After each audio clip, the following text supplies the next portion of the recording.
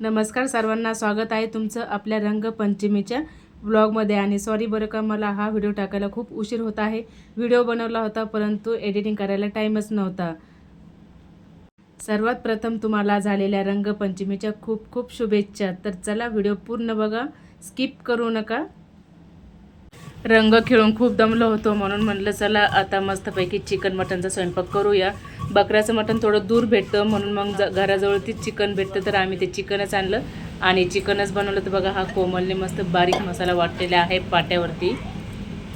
धुलीवंदनच्या दिवशी आम्ही नेहमी बकऱ्याचंच मटण बनवत असतो, पण बकऱ्याचं मटण थोडं घरापासून 15 ते 20 मिनिटाच्या अंतरावरती आहे। तर म्हटलं जाऊ द्या, आता परत धुलीवंदनचं कसं लोक राडा करतात, कलर फेकतात अंगावरती, म्हणून म्हटलं चला आता घराजवळ चिकन भेटतं तर तिथूनच आणतो। घराच्या म्हणजे 2 मिनिटाच्या अंतरावरच चिकनचं दुकान आहे, तिथून हे चिकन आणलं आणि कुकरमध्ये मस्त छान शिजवलेलं आहे। तर बघा, छान हे चिकन गाळा झालेलं आहे।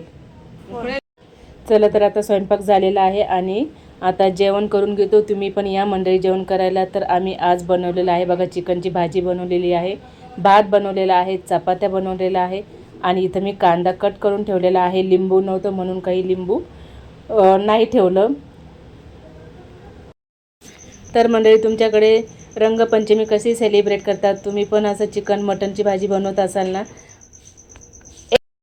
तर बघा, इथं चिकनची उकड ठेवलेली आहे आणि इथं आपली चिकन रस्सा भाजी एकदम मस्त तयार आहे। तर बघा, आता नेहमीप्रमाणे माझी आई ताट करत असते, तर स्वयंपाक मी केलेला आहे आणि आई वाढून देत आहे। तर बघूया आता चिकनची भाजी कशी झालेली आहे।